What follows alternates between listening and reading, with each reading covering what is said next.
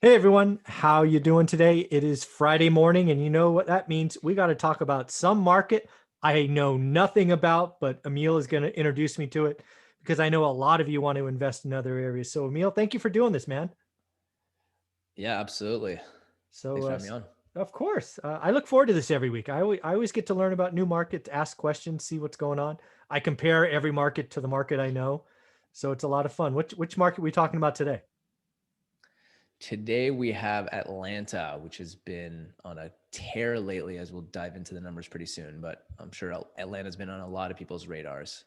Yeah, Atlanta's in that kind of that southeast corner of the US, which seems to be getting a lot of attention from the north, even some folks coming out from the Hmm. west, kind of people skipping Texas, going right out to the East Coast. So my first guess about Atlanta is I got to imagine there's over 2 million people there. It strikes me as a big city, but I guess we'll see what's going on. Yes, so you're correct on the MSA population. Last week we did Philadelphia, which was number 8 in the country. Mhm. This week, Atlanta coming in at number 9 at 6 million people in the greater MSA population. 6 million folks. That's a lot of Yep. people. Okay. All right. A lot. And so that the MSA covers Atlanta, Sandy Springs, Alpharetta, Georgia. Oh, I've heard of Just a Alpharetta. quick. Okay. All right. And so our greater MSA covers 8,376 square miles, according to census data. Okay. And so our city population, much smaller on Atlanta, 507,000, which ranks it at number 37 in the country. Oh, only 500,000. I wonder what In the city, Fresno yep. is. It's got to be right around that number, the city of Fresno. So, okay. All right. And so that the city covers 1,963 square miles. All right. Actually, I'm going to look that up. How much was Atlanta citywide? What was the number? 567? 507. Oh, 507. All right. Well, keep going. I'm going to look it up Yes. on my phone here. I'm just curious. Cool. Keep going. All right. So MSA population growth since 2010, like I mentioned, very hot market, up 13.9% MSA population since 2010. And we're dealing with a big number here. So that 14% is Yeah. no joke. Yeah. So just by comparison, Fresno is 537,000 people. So just probably just ahead of Atlanta. So that's going to be interesting for me because it's like size to compare price points, rents, things of that nature. So this is going to be fun. Okay. Yeah. Perfect. Uh, cool that we have a nice little benchmark. Mhm. Okay, so city population has grown even more, 20.7% since 2010, according to census data. Wow. So just rough numbers. If it's 507 now, that means it was like 410. No, maybe Hmm. 420. So it grew 80,000 people. Wow, that's healthy. Yep. And our median household income in Atlanta for 2019 came in at Hmm. 59,948. Okay. So that just by comparison, I think that's a touch above Fresno. I think Fresno's like 58 and change. Last time I looked, I could be wrong, but memory serves. Okay. So far, so good. Similar.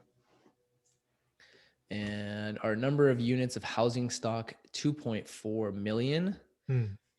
and 33% of that is renter occupied. And that's according to John Burns data. So that's right on the national average, right? The national average is 67% owner occupied. So if you flip that script, that's 33% renter. So right on. I think Fresno, again, just because of the size comparison, I think it's slightly more renters. It's probably like 64-36, probably, if I had to guess. Yeah. So Yep. cool. Okay. Nice. And our 2020 single family permits, this one blew anything we've covered so far out of the water. Usually we're in like, I don't know, the 5 to 8,000 Hmm. permits per year. Atlanta came in at 26,255 Oh, as there an you estimate go. for 2020. Well, you get population growth at 20%. You better be building some freaking homes. Yeah, yeah. So Atlanta's on top of it. They're building, and that's up 3% year over year, again, according to John Burns data. Nice. Okay. All right, moving on to home price and rent data. So This came from John Burns, our entry-level single-family home price as of November 2020. And as a reminder, this is homes that recently sold for a price equal to 80% of the market's median sales price. Let me guess. I want to guess. So 80% Yes. of Atlanta median, I'm going to go 280. 195, 700. Oh, 195. Wow. Yeah. That's cheaper than Fresno. See, so what's interesting about, this is John Burns data. It says 80% of the market's median sales price, and they're pegging at 195.7, but then their existing median home price came in at 279,700, which is not, That's the bad math doesn't math. work out there. Yeah. So Yeah, I don't know what they're doing there. So if the median was 270, 80% of that's roughly 220. So 190, 220. Still, I'm going to guess that's cheap because I think Fresno's median is like 360, maybe 350. So that would bring it down to 280. So, okay. So cheaper. Well, let's see what rents are at. What are rents at? So our median single family rent on that entry level home. So John Burns was saying that entry level home, 195.7. Mm-hmm. The rent on that, they're clocking it in at 1,570. Oh, so about the same rent. That's interesting. Okay. And the single family gross yield there is 8.1% for that entry level home. That makes sense given those numbers. Yep. Yep. And year over year rent growth on that entry level home, about 4%, up 4% year over year. Yep. Okay. And our home occupancy rate is 91.4%, all according to John Burns. Yeah, I got to go look up what that means because those are weird numbers. I'm guessing it's investor homes and second homes and stuff. Yeah. Okay. I'm gonna have to go look up the definition of that. Yeah, let me see if I have it here. Well, I'm gonna look it up, and next time, yeah, I next will time have it for you so we know exactly. Yeah, don't get distracted. I'm sorry. All right. No, this is good. Anytime we have good stuff, anytime you're like, hey, let's look into that, I am happy to go do it. Awesome. All right. Employment stats. Sorry, key industry sectors in Atlanta include bioscience, fintech, technology, and supply chain and advanced manufacturing. Yeah. Atlanta is home to 30 Fortune 500 and Fortune 1000 companies who generated an aggregate revenue of $438 billion last year. Wow. And I don't know if it's in your data, but one thing I remember about Atlanta, again, I know very little. At one time it had the busiest airport, right, for flights in and out. Yeah, we had there was a mention in the place I was looking at about like same thing, airport. I didn't include it here, but I think you're right. Yeah, cool. Hey, I got something. There you go. For what it's worth. You know stuff. There you go. Yeah, I'm ready to invest in Atlanta. I know they got a busy airport. That's a joke, folks. Don't do that. Do your homework. There you go. All right. So our largest and most well-known employers in Atlanta include Delta Airlines, Coca-Cola, Equifax, Home Depot, Northside Hospital, Piedmont Healthcare, Publix Supermarkets, the Kroger Company, AT&T, and UPS. So some very recognizable names in that list. Big time. Okay. And for tech folks who are tuning in here, MailChimp, Marketo, and SalesLoft also have offices there. Okay. And I actually just read that Airbnb has plans to build a tech hub in Atlanta. So they're getting some notoriety as like becoming a tech hub on the East Coast.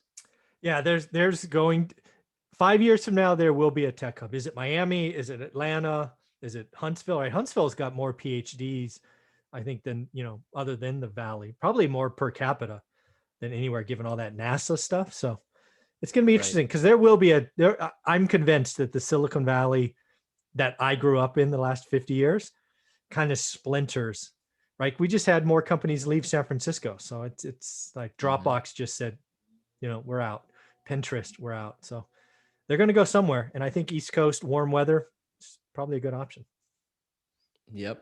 Yeah, Miami is definitely the mayor of Miami is making all this news lately, trying to lure all the tech talent away from San Francisco into Miami. Well, he's equal opportunity. He's going after New York as well. He's trying to be in the fintech hub as well. So he's not playing around. He wants to make some hay. Yeah, definitely. Interesting strategy he's using. Yeah. All right, our rental and real estate market stats. So according to Zillow, home values in Atlanta have increased by a total of 49% over the last 5 years. Damn. So 200 is 300. 300 is Of the 450. Wow, yeah, that's crazy. yeah, insane. Of the 200 neighborhoods in Atlanta, the most expensive neighborhood to buy a home is Morningside, Hmm. Lenox Park, where the median listing price is $819,000. Okay. And on the flip side, our most affordable neighborhood in Atlanta to buy a home is Grove Park, where the median listing price is $229,000. Okay. Makes sense. I believe that's according to Zumper data. Our most affordable neighborhood, actually, that's realtor data, excuse me. Our most affordable neighborhoods in Atlanta for renters, this comes from Zumper data, include Layla Valley, Carver Hills, and Amal Heights, where average rents are $875 per month or less. Okay. And on the flip side, most expensive neighborhoods in Atlanta for renters include South Tuxedo Park, Of course, Peachtree Tuxedo Heights Park's got to West. be expensive. Yeah, right. That Sorry. would be weird if they were on the other side of this. Peachtree Heights West and Peachtree Hills, where rents go from more than $9,000 per month. I don't think that's the average, but some places are going for $9,000 plus per month, which is crazy. Damn. That's a lot of money. Yeah. Yeah. Wow. Okay. All right. And crazy to think, that's in the South. Like no one would, you say in Yeah. Manhattan, okay, no problem. But like, Yeah. in Atlanta, 9 grand to $81,000 a year. Jesus. No, that's Yeah. $108,000 a year. Oh my God. Yeah, there you go. 108. Yeah. Woof. Crazy. So wrapping up with our kind of frivolous and Fun. random quality of life. Yeah, the fun stuff. So Forbes ranks Atlanta as one of the best places for business and careers in the U.S. Atlanta was ranked as one of the best places to live and a great place to retire based on the most recent research by U.S. News and World Report. And lastly, the cost of living in Atlanta is nearly 50% less than San Francisco and 60% less than Manhattan, according to NerdWallet's cost of living calculator. Well, now you know why Atlanta is becoming this drop-off spot. 60% cheaper than New York, 50% California.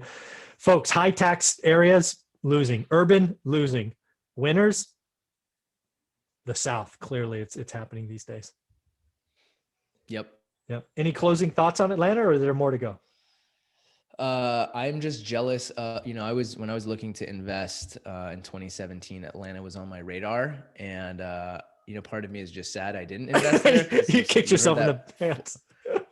Yeah, that 49% number. I'm like, dang, I was so close to getting in on that, but oh well. That's all right. Life goes on. Well, thank you very much for doing this, man. This is great. I look forward to this every week, as does the audience. Folks, do me a favor. If you like what Emil does for us, give him some love. Leave comments below. Thank him. He's doing all this work for us every week. So let's show him some love. Have a good weekend. All right. Thanks. Absolutely. You too. And let us know what markets you want us to cover next. Let us know in the comments. There you go. Thanks, buddy.